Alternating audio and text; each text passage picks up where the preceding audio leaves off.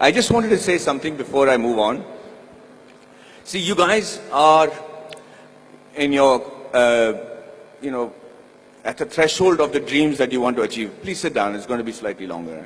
And you guys are going to actually determine how the environment around you is going to progress along with you. You must know that at no point in your life is something impossible. At no point. You could be in a place, you could be born and brought up in a place like Bihar, like I have done, and be a big enough star to come and talk to people in Coimbatore as a star. Or you could be in the industry like the Tamil and Telugu industry and be known as the most exciting director. Rajamouli suddenly decides that he can make a film which is, if not better, but at par with Hollywood. And he does that staying in India, and he hits the ball right out of the park. He becomes historic in just that one moment. There is a huge lesson to be learned on things like that. Everybody keeps saying success is when the right opportunity meets the right preparation, right?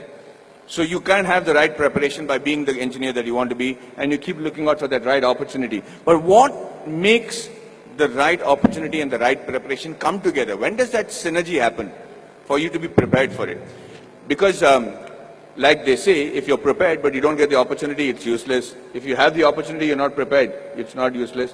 But they have to meet at a point, right? And that meeting happens because you will it to happen, because you want it so badly to happen. I could be walking down any street, I could be anybody, but why did that one director come and meet me and wanted me to act in that television serial?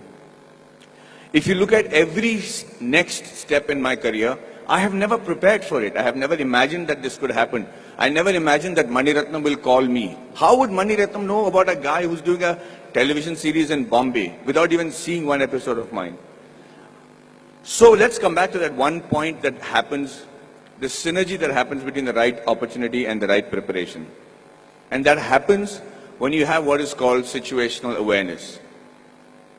So let me tell you a little bit about situational awareness.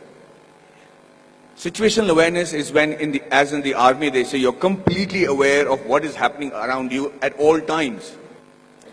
So, as I was saying, the situational awareness happens when you're completely aware of everything that is going around you at all times. And you should be able to do that. When we are in the army, and if you're walking down the ground, parade ground, anybody who's involved with the defense will know what I'm saying is the truth. And if there's an officer walking away from the other side of the ground, you have to stop and salute him and say, Ram Ram Sarji, or whatever is a call of the unit. If you don't, they'll give you a brick in your hand and you have to shave with that brick. So, thank you, that's awesome.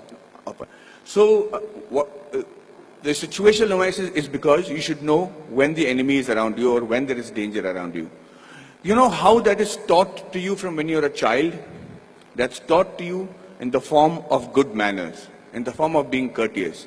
So when you say a good morning, or you're saying a good afternoon, or you're looking around and helping a teacher who's carrying a book and being aware that she needs help, or you're watching around and stepping over a drain and not tripping on yourself, you should know that you're fairly evolved in the art of situational awareness. That's why people insist on teaching children good manners. And anybody who has good manners, it's not just a desire, it's not the desire just to be considered to be a polite guy, but the ability to know when somebody needs to be wished, somebody needs help, somebody is in need of assistance, or somebody has to run away. And that's why you teach your child good manners.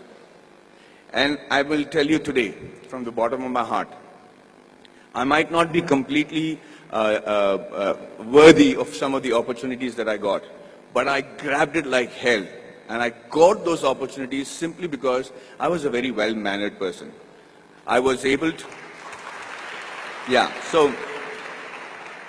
and with that manner, with the way you walk, with your gait, the kind of words that you use, it's very common to use normal language when you're friends and everything, but most people don't even have a vocabulary.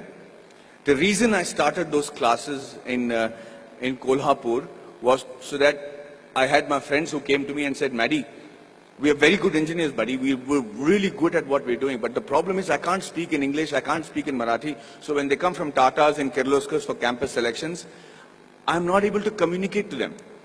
They don't even observe a Kolhapuri boy wearing a terracotta pant and a shirt and wearing chappals and don't even consider that he could be a good engineer.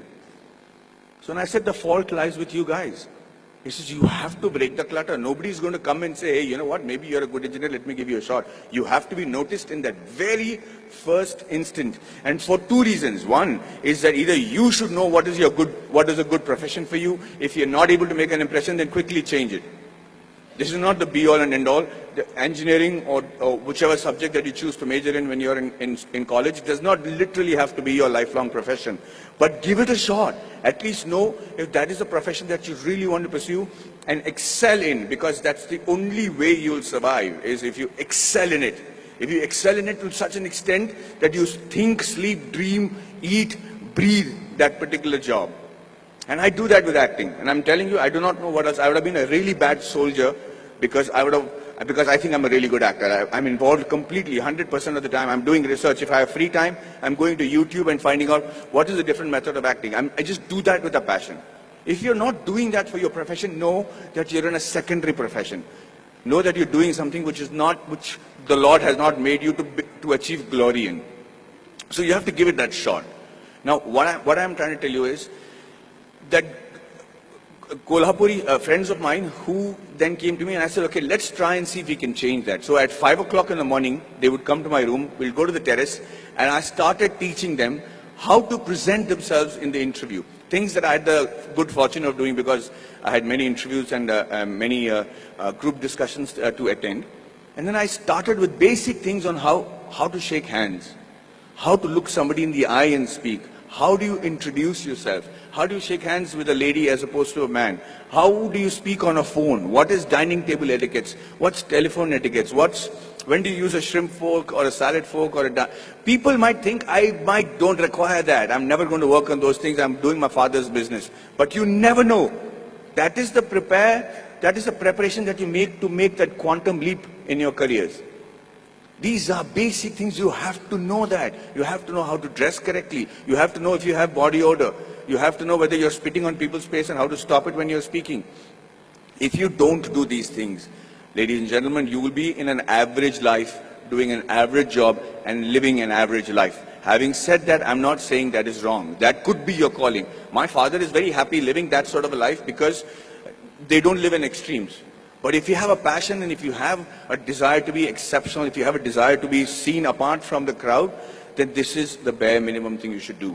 So when these guys went for the interview the next time in Kolhapur, I made it a point to call the Tatas and say, hey, you know what is wrong? Because I am from Jamshedpur, from the Tata Steel town. I knew the officers, I knew the senior gentlemen. I said, sir, you know, these friends of mine are extraordinary engineers. The mere reason why you're not taking them is because they don't know how to present themselves in English.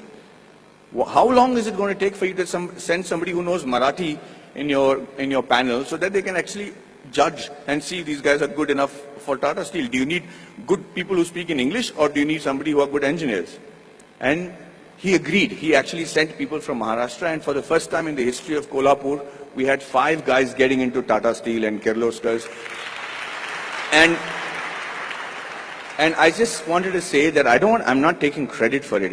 I just felt bad because it is just a small 3-day push that they required to achieve that. So when they were interviewed, they said 4 years of learning engineering one side, and those 3 days with Maddie, we became engineers and successful today because of those 3 days. And what I am teaching you is nothing extraordinary. It is simple stuff. It's the norms. It's the way of the world. So yes, we are all radicals here. I mean, you guys are very awesome students. You're sitting there quietly listening to me. We used to make a ruckus if somebody came to give a speech. But the idea is that you have to connect to the audiences that you're speaking to. Public speaking and group discussion skills can be taught in 15 minutes. I used to challenge my students that I should say, I will hold each and every one of your attention for 15 minutes because I will say such relevant stuff that you will be forced to pay attention to me.